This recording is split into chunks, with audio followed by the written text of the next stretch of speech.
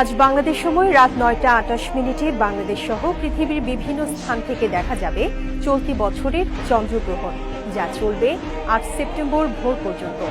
এদিন রাতের আকাশে লালচে রূপে ঝলমল করবে ব্লাড মুন, যা সাম্প্রতিক সময়ের অন্যতম দীর্ঘতম গ্রহণ।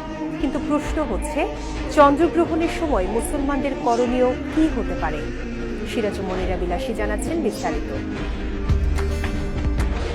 বিজ্ঞানের ভাষায় চন্দ্রগ্রহণ ঘটে তখনই যখন সূর্য ও চাঁদের মাঝখানে পৃথিবী এসে দাঁড়ায় এবং পৃথিবীর ছায়া চাঁদকে ঢেকে ফেলে।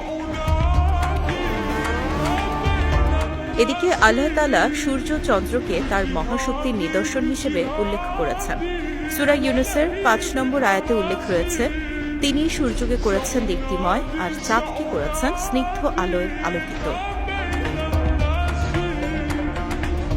রাসূল সাল্লাল্লাহু আলাইহি ওয়াসাল্লাম বলেছেন, সূর্য ও চাঁদ আল্লাহর নিদর্শন।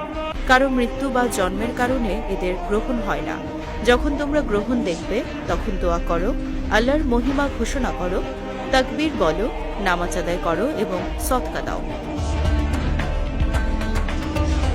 এদিকে সূর্যগ্রহণের নামাজের মতো চন্দ্রগ্রহণের নামাজও হাদিস দ্বারা প্রমাণিত। ইসলামের পরিভাষায় এটিকে সালাতুল খুসুফ বলা হয়। নবীজি সাল্লাল্লাহু আলাইহি ওয়াসাল্লাম এই নামাজ আদায় করেছেন, তাই সালাতুল খুসুফ আদায় করা সুন্নাত। তবে সালাতুল খুসুফ আদায় করার কিছু নিয়ম রয়েছে, যেমন একাকী পড়া উত্তম, মসজিদে জামাতে পড়া সুন্নত নয়। এক্ষেত্রে ২ রাকাত নফল নামাজ পড়তে হবে ফজরের নামাজের মতো। ইচ্ছে করলে ৪ রাকাত বা তারও বেশি পড়া যায়, তবে ২ বা ৪ রাকাত পরপর সালাম দিতে হবে, কিন্তু আজান ও একামতের প্রয়োজন নেই।